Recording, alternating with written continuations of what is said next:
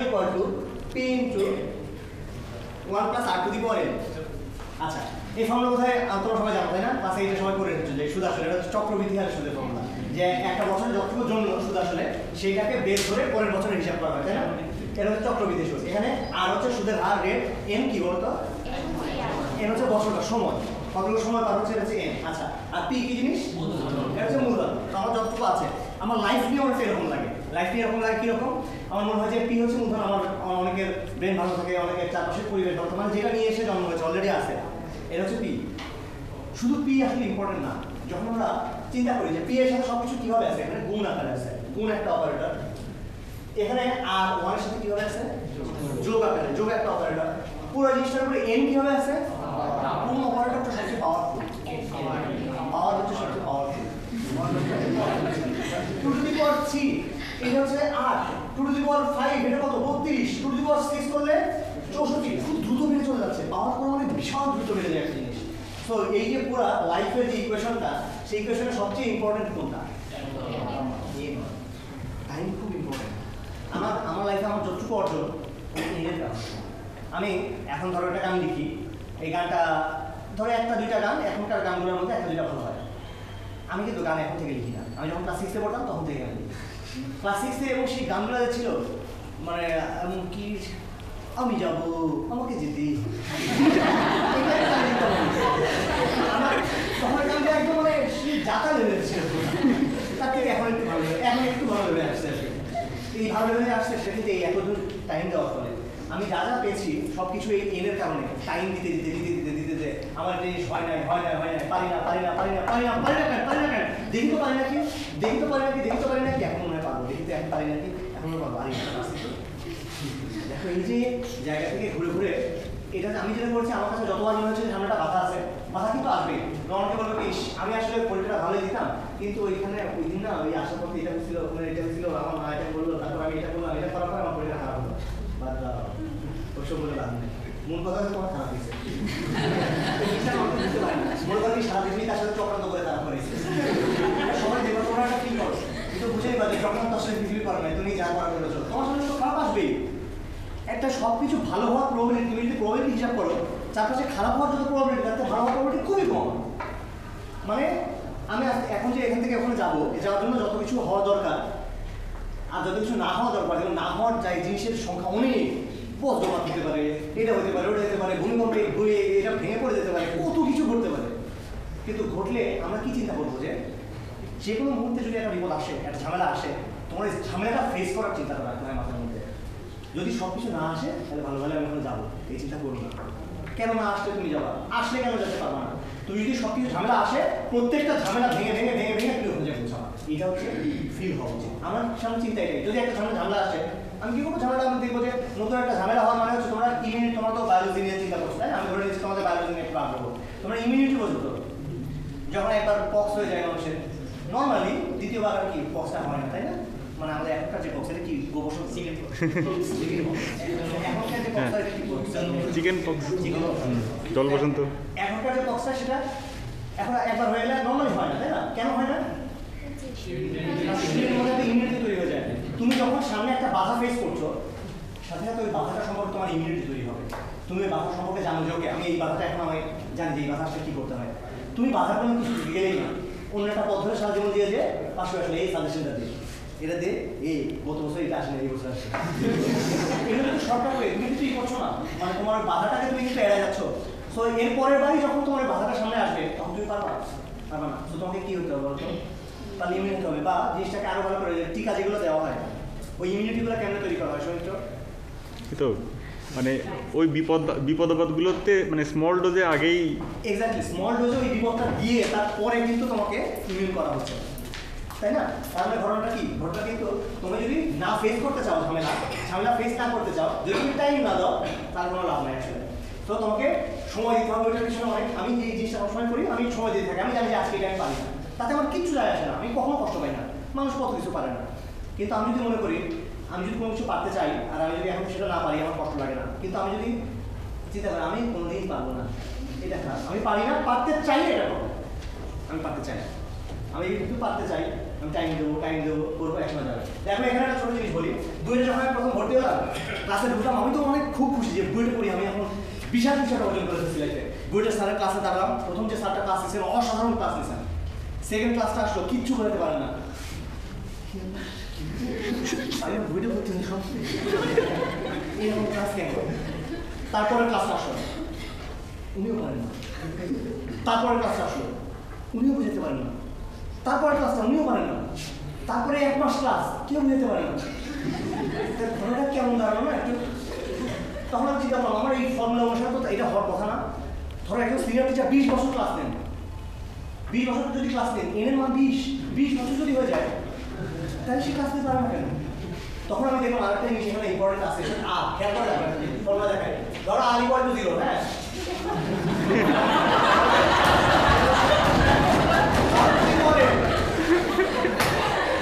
আর যদি 0 হয় 1 টু পরে, এবার বলবে 1 টু দি পাওয়ার 5 কত, 1 টু দি পাওয়ার 20 কত, 1 টু দি পাওয়ার 100 কত। উনি কোনোদিন আর এর মান যদি খারাপ থাকে, অর্থাৎ এই আরটা কি জানো, নিজেকে শুধরে নেওয়ার চিন্তা করা। ধরো আমি একটা জিনিস পারি না, প্রত্যেকবার যে আমি খারাপ করছি, 20 বছর ধরে আমি খারাপ করে যাচ্ছি, এটা তোমরা আমি করবো, আমিও করি। 20 বছর ধরে খারাপ কেন করছি, আর এর মান বুঝতে পারছো এখন কেন খারাপ করো, ফর্মুলা দিয়ে চিন্তা করো যে তাহলে 20 বছর ধরে আমি খারাপ করি, তার মানে একটাই কারণ, আমি যদি ম্যাথ না বুঝি, আমি যদি ফিজিক্স না বুঝি, বা আমি যদি কেমিস্ট্রি না বুঝি, একটাই কারণ, আর এর মান 0। আমি এটা ভালো করার চেষ্টা করি নাই, আমার রেট নেই। আমি যখনই একটা রেট থাকবে, আমার যদি সামান্য রেট থাকে, আমি যদি চিন্তা করি যে কেন খারাপ করছি, দেখি তো আমি পারি কিনা, আমি একটু আগানোর চেষ্টা করি। ওই আর এর মান যদি পজিটিভ কিছু একটা ভ্যালু হয়, নেগেটিভ হয়ে যাওয়ার কথা পারি তো নাই, বুলেট দিলে অবস্থা খারাপ, এটা খারাপ হবে। তুমি যদি কিছুটা পজিটিভ থাকে, তাহলে কি হবে আস্তে আস্তে বলো দেখি, তুমি শিখবাই। তোমার সন্দেহ আছে এখানে, দেখো তুমি শিখবাই আসলে, এটা খুব জানার জিনিস। তো যাই হোক, তো আমি যখন ক্লাস 8-এ পড়ি, আমি তো ম্যাথে খারাপ ছিলাম আসলে। ক্লাস 8-এ ম্যাথে আমি পেলাম অঙ্কে 100 মধ্যে 50। 100 মধ্যে 50 পাওয়ার পরে আমি রেজাল্ট খারাপ হলো। আমার স্যার এসে বললেন, এই চমকে তোরা সায়েন্স নেওয়ার দরকার নাই, তুই তো অঙ্ক পারিস না, তুই আর্টস দিয়ে পড়ালেখা কর। আমার তো জিত চেপে গেল, আমি ক্লাসে ফার্স্ট বই, আমাকে স্যার বলে তুমি নিয়ে পড়লাম, সায়েন্সের প্রতি তার আগ্রহ থাকে, তাই না, তুমি আর্টস নিয়ে পড়লাম, আমার কী সমস্যা আমি দেখি। আমি যেটা করলাম ওই সময়, ওইটা আমার লাইফের বেস্ট ডিসিশন ছিল। আমি ক্লাস তখন কুষ্টিয়া জেলা স্কুলে পড়ি, আমি যেটা করলাম, দেখলাম যে কেন আমি পারি না, আমার সমস্যা কি, আমি চিন্তা করলাম, চিন্তা করে দেখলাম আমি অঙ্ক বুঝি না। যেটা হয় স্যাররা যখন করাই দেয় কিছুটা, তখন পরে বুঝি, নিজে নিজে করতে গেলে পারি না। কী সমস্যা, আমার বেসিক খারাপ, ভিতর থেকে কিছু বুঝি না। যখন দেখলাম বেসিক খারাপ, কী বললাম, আমি ক্লাস 6-এর বইটা নিয়ে আসলাম। আমি তখন পড়ি ক্লাস 9 শেষ করেছি, মানে ক্লাস 8 শেষ করে ফেলছি, 9-এ উঠছি। আমি ক্লাস 6-এর বইটা নিয়ে আসলাম, 6-এর বই নিয়ে এসে সব অঙ্ক একা একা করার চেষ্টা করলাম। আমার বলে কি রে তুই 9 6-এর বই পড়িস, আমার কোনো কষ্ট নেই, আমি পড়ছি। হঠাৎ করে আমি দেখি কি 6-এর অঙ্ক আমি পারি, একা একাই পারি, কেউ না বলে দিলেও পারি। তারপর আমি 7-এর অঙ্ক গেলাম। যখন 6 পড়া হয়ে গেছে, তখন দেখি আমি 7-এর অঙ্ক পারি। 7-এর অঙ্ক যখন আমি খুব ভালো মতো একা একা পারি, দেখলাম 8-এর অঙ্ক এখন পারতে আমার কষ্ট হচ্ছে না, এখন একা একা বুঝে বুঝে পারি। যখন 8-এর অঙ্ক আমি পারি, তারপরে ক্লাস 9 যখন প্রথম সময়কে পরীক্ষা আমি 100-100 পেলাম। তার মানে আমার এই যে উন্নতিটা হলো, কেন উন্নতি হলো, একটা চাইনিজ প্রবাদ আছে যে একটা তীরকে যদি অনেক দূরে ফেলতে হয়, তাহলে আগে পেছনের দিকে টানতে হয়। যত পেছনে তুমি টানবা, তত দূরে যে এসে পড়বে। আমি পেছনের দিকে টানছি, আমি 6-এর বই দেখছি, 7-এর বই দেখছি, ওইটা দেখার ফলে আমার যেটা হয়েছে, আমার বেসিকে ওই জায়গাগুলো আস্তে আস্তে আস্তে আস্তে ক্লিয়ার হয়েছে। আমি নিজের মধ্যে থেকে একটা ইন্সপিরেশন পাইছি, যে তাই তো জিনিসগুলোতে এরকম, মানে এটা তো চিন্তা করা যায়, চিন্তা খুব জরুরি একটা জিনিস। রাস্তা দিয়ে আমরা যখন যাই, তখন প্রচুর প্রচুর বিট ডেটা আমাদের মাথায় আসতে হয়, কন্টিনিউয়াসলি প্রচুর। মানে আমি এত দোকানের নাম, মানে এতটুকু যেতে গেলে কতগুলো দোকান আছে না, শাহবাগের মোড়ে কতগুলো দোকান আছে, এই এলাকা দিয়ে যারা আসছে তারা সবাই দোকানের নামটা দেখছে না, তাই এবার বলো নাম কি মনে আছে? মনে নাই, আমার মনে নেই। কেন মনে নেই? গুড, আমরা চিন্তা করি নাই। যদি আমি দেখতাম চমক জুতার দোকান, আমার মাথায় আরে এই নামটা তো আমার নয়, এই যে আমি চিন্তা করলাম এটা আমার নাম। এই চিন্তা করার কারণে কি হয়, আমার মাথার মধ্যে অনেকগুলো কানেকশন থাকে, নিউরনের কানেকশন হলে তখন জিনিসটা আমার মনে থাকে, কথা চিন্তা করতে হয়।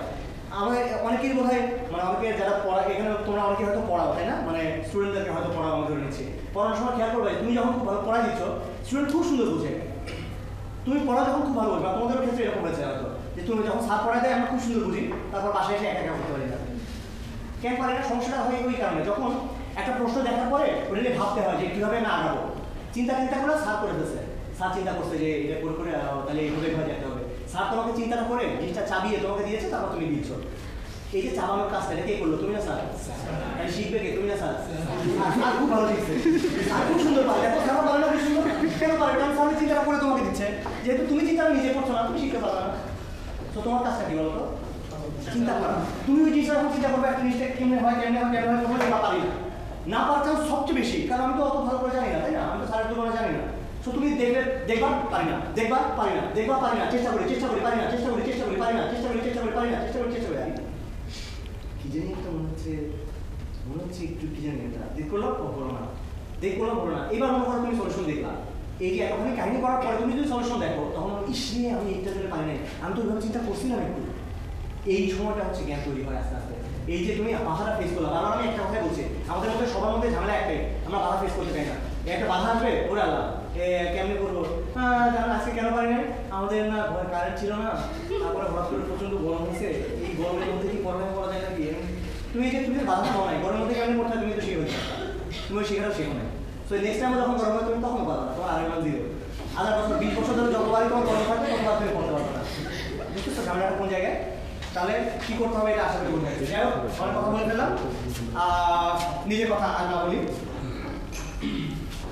আমি শেষ করি কোনো কিছু দিয়ে, তোমাদের কোনো রিকোয়েস্ট দিয়ে শেষ করি। ঠিক আছে,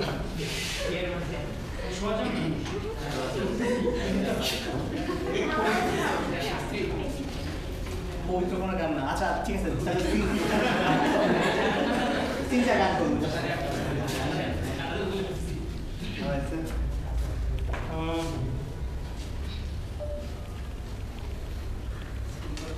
আচ্ছা চিন্তা করছি তো, এই চিন্তাগুলো এই পথগুলো আমি আগে হাঁটছি তো, এখন আমি চিন্তা করছি যে অন্যটা রাস্তায় হাঁটি। এখন যদি কয়েকটা গান গাই যেগুলো সবসময় গাই, তাহলে কিন্তু অন্য রাস্তায় হাঁটা হবে না, একই রাস্তায় হাঁটা হবে।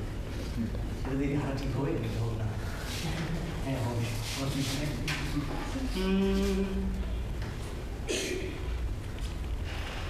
দিও তোমার মালা খানি, ও দিও তোমার মালা খানি, বাউলে রে মনটারে আমার ভিতর বাহিরে, অন্তরে অন্তরে আছো তুমি, হৃদয় জুড়ে আমার ভিতর বাহিরে, অন্তরে অন্তরে আছো তুমি, হৃদয় জুড়ে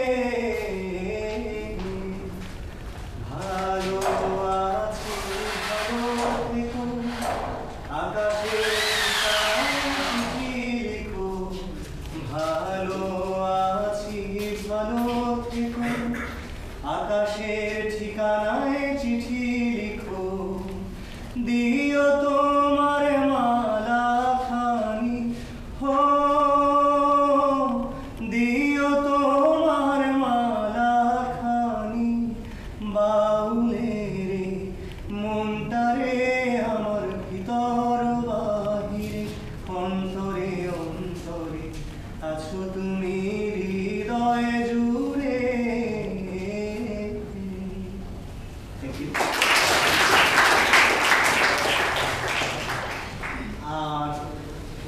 আর কি করা যায়?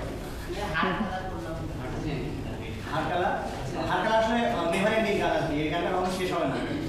হারকালা হচ্ছে আমার বন্ধুরা মিলে গানটা গাইতাম, তো ওখানে হচ্ছে পাশ থেকে একজন গানের কথা সাপ্লাই করতে থাকে, কথাগুলো তোমাকে জানাবো না। প্রথম অংশটা নর্মাল গান গাই। ওরে হাইলা লোকের লাঙল বাঁকা, জনম বাঁকা সাদ রে, জনম বাঁকা সাদ, তাহার সাইতে অধিক বাঁকা, হায় হায় তাহার সাইতে অধিক বাঁকা, যারে দিছি প্রাণ রে দুরন্ত পরবাসী, মনরে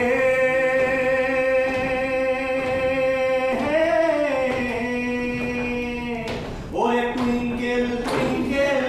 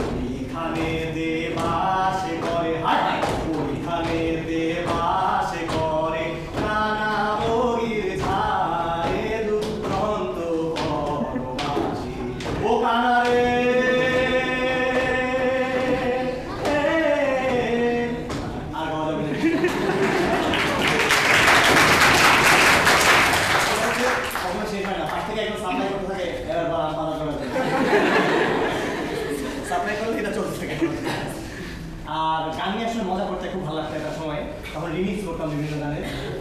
মনে করো ওটা একটু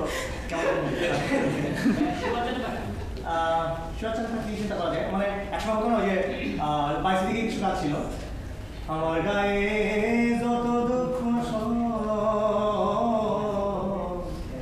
বন্ধু আরে করো তোমার মনে জানো। তো এই গানটা ক্যাসেট প্লেয়ারে একবার বাজছে। তো ক্যাসেট প্লেয়ারে আগে যেটা হতো, ক্যাসেট প্লেয়ারে বাজতে বাজতে বাজতে বাজতে ফিতা পেঁচিয়ে যেত আর কি। ফিতা পেঁচিয়ে গেলে বিভিন্ন রকম ইফেক্ট দেয়, তো ইফেক্ট এখন দেখা যায় না, একটু মনে কেমন হতে পারে। আমার গায়ে যত দুঃখ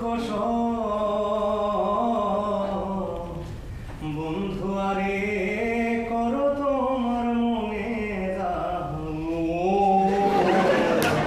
বন্ধু আরে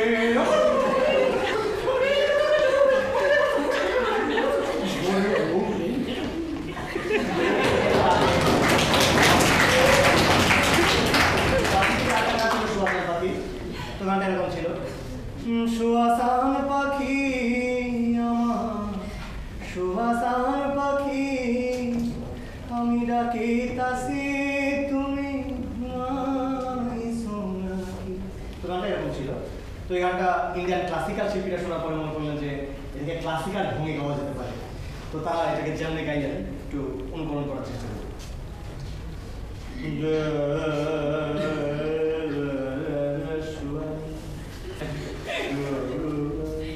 শোয়া শোয়া শোয়া চান পাখি শোয়া চান পাখি শোয়া চান পাখি শোয়া পাখি শোয়া, একটা পাখি দুইটা পাখি আর একটা পাখি শোয়া চান পাখি দাঁড়ানো পাখি মোটা পাখি পাখি শোয়া চান পাখি মামি ডাকে তাছে তুমি ঘুমা, আমি ডাকি তাছি তুমি ঘুমা, আমি ডাকি তুমি ঘুমা, আমি ডাকি তাছি তুমি ঘুম, তুমি ঘুম, তুমি ঘুম, তুমি ঘুমা, তুমি ঘুমা,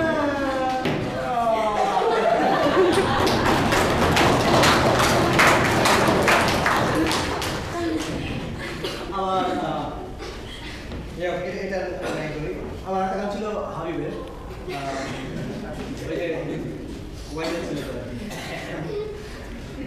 হাবিব একটা গান করেছিল, দিন গেল তোমার পথ চালিয়া।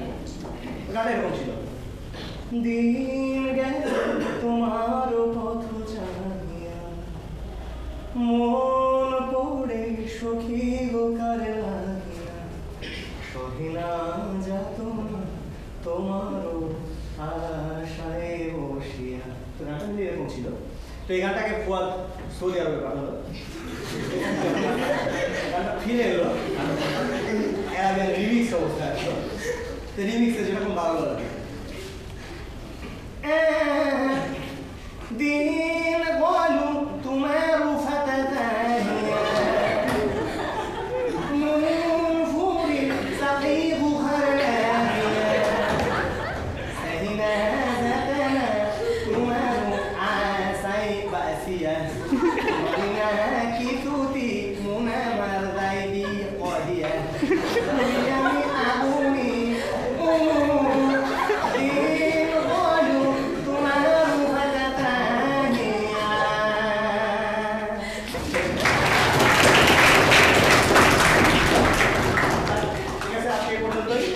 সবাই খুব ভালো থাকো, তোমাদের সবার জন্য অনেক অনেক শুভকামনা। দেখা হবে আবারও কখনো কোনো একটা সুন্দর সময়। Thank you.